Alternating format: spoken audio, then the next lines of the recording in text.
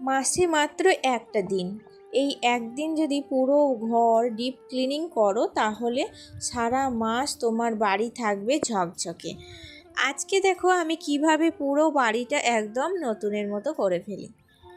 মাসে একটা দিন যদি ঘরগুলো এভাবে ডিপ ক্লিনিং করা হয় তাহলে দেখবে বাড়িঘর সব সময় পরিষ্কার পরিচ্ছন্ন থাকে আর সংসারটাও থাকে সাজানো গোছানো। তো আজকে আমি চলে এসেছি আমার পুরো বাড়ি ডিপ ক্লিনিং করতে। সকাল থেকে আমি রান্নাবান্নার সব কাজ কমপ্লিট করে নিয়েছি। ঠিক সকাল 12টার সময় আমি ক্যামেরাটা অন করেছি, কারণ তার আগে সমস্ত দরকারি কাজ শেষ করে তবেই আমি মন দিয়ে ক্লিনিং করতে পারি।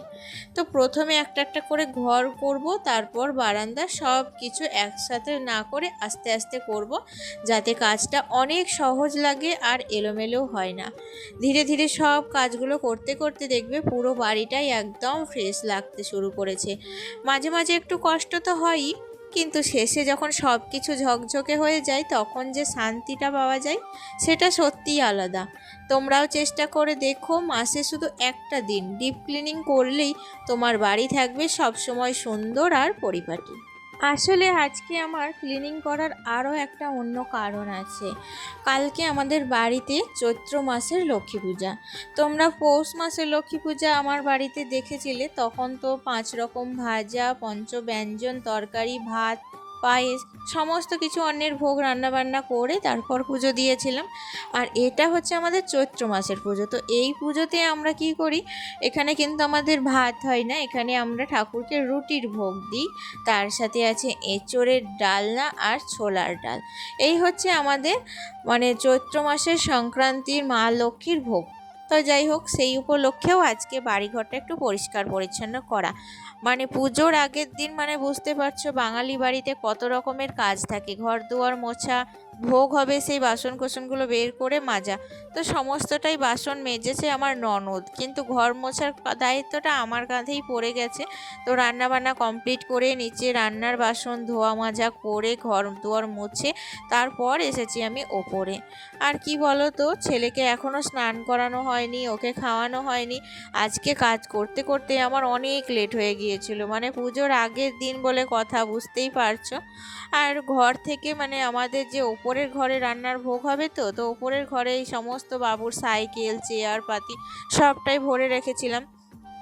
তো সেগুলোকে সমস্তটা একে একে বের করে নিলাম, আর দেখলাম সাইকেলটার অবস্থা কঠিন খারাপ হয়ে গেছে।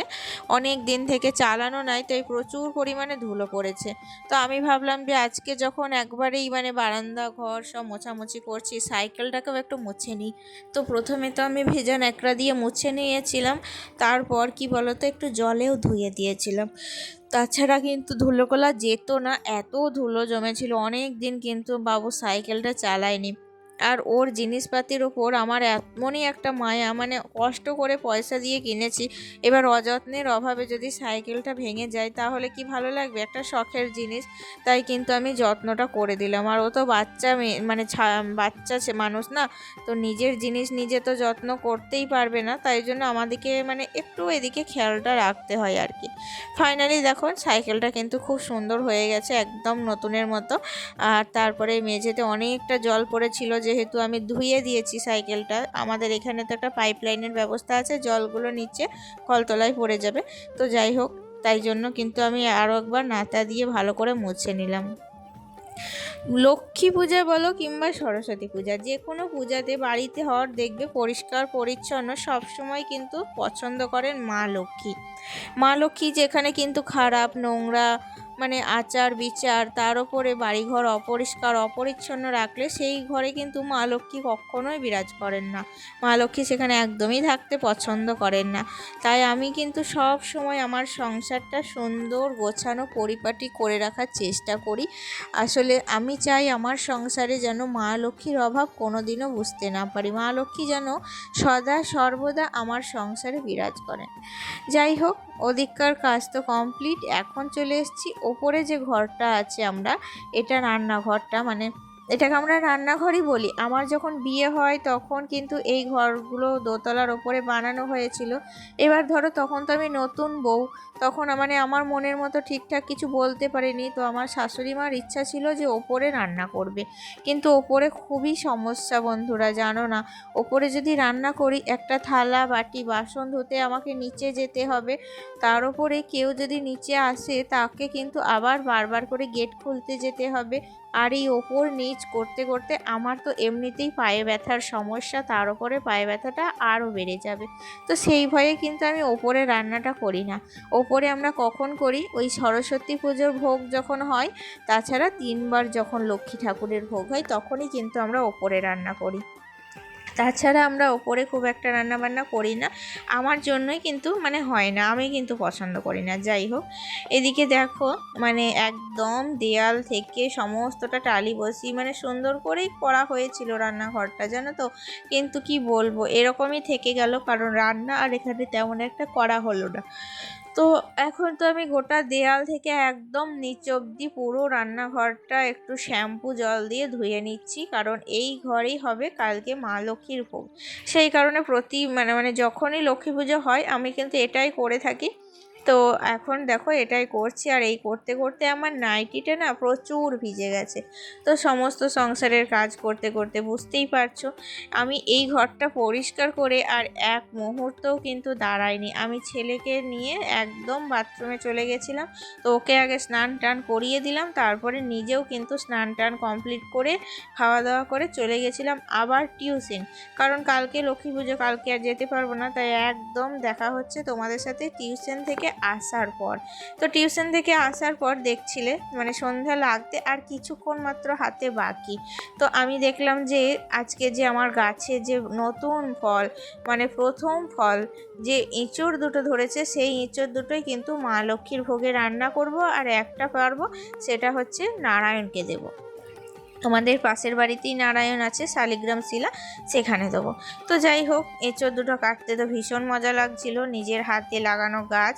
আমার এই গাছটাকে মানুষ করতে মোটামুটি 7টা বছর লেগে গেছে। বিয়ের প্রথমবারই কিন্তু একটা বিচন পুঁতে দিয়েছিলাম, সেখান থেকেই গাছটা বড় হয়েছে, আর আজ দেখো কত সুন্দর ফল দিয়েছে। তো মানে একটা ছোট্ট বাচ্চাকে যেমন মানুষ করে সেই রকমই কিন্তু গাছটাকে মানুষ করেছিলাম। আর এখন দেখো চলে এসেছি সন্ধ্যাবেলায়, আমি কিন্তু তরকারি কাটছি কালকে ভোগের জন্য। মানে সব সময় কেটে রাখি, লক্ষ্মী পুজো হোক কিংবা বাড়িতে টুকিটাকি বড় কোনো অনুষ্ঠান হোক, আমি কিন্তু তরকারিটা আগের দিন কেটে রাখি। আমার এত সুবিধা হয় কি বলবো। আমার এই গাছের এঁচড়টায় এত যে আঠা হবে ভাবতে পারিনি, আর তলে তলে কিন্তু এঁচড়টা ভীষণ বয়স হয়ে গেছিলো বন্ধুরা। এঁচড়ের কিন্তু একদম বিচি থেকে আরম্ভ করে ভর্তি সবটাই ছিল। তো আমি ভাবতেই পারিনি যে এত সুন্দর এঁচড়ের ভিতরে এত সুন্দর সুন্দর বিচন ভরা থাকবে। যাই হোক, মা লক্ষ্মীর যেটা ইচ্ছা, যেটা মা লক্ষ্মী চান সেটাই হবে। তো আমি তো এখন এঁচড় কাটতে বসে গেছি, হাতে কোনো তেল নেইনি, কারণ তেল নিলে না ভোগের রান্না তো, তাই জন্য। তো প্রচুর পরিমাণে আঠা, মানে এঁচড়টার এত আঠা ছিল যে হাতে পায়ে সমস্তটা লেগে যাচ্ছিল। খুব কষ্ট করে এঁচড়টা কেটে তারপরে কিন্তু সারা রাত ওই জলের মধ্যে রেখেছিলাম, তার সাথে 5 রকম ভাজা আর এঁচড়ের জন্য একটু আলু। এই খাবে, কিন্তু বেশি তরকারি আমাকে কাটতে হয়নি। তো এইটুকুই হচ্ছে আমাদের, মানে আর ছোলার ডাল করব, সেটা তো আর কাটাকুটি কিছু না, ওটা একটু প্রেশার কুকারে সিদ্ধ করে তারপর ছুঁকে দেওয়া, মানে এই হচ্ছে আমাদের মেনু। তাছাড়া করব রুটি, আর নিচে হবে একটু ভাত। মানে যারা যারা বাড়ির ছেলেরা ভাত খাবে না, এই লুচি খাবে না, তারা কিন্তু ভাত খাবে। এই হচ্ছে আজকের মতো। তাহলে বন্ধুরা, আবারও দেখা হচ্ছে কালকে লক্ষ্মী পুজোর নতুন আপডেট নিয়ে আমি চলে আসব। তোমরা অবশ্যই সবাই পাশে থাকবে, অপেক্ষা করবে, খুব শীঘ্রই আসছি। টাটা।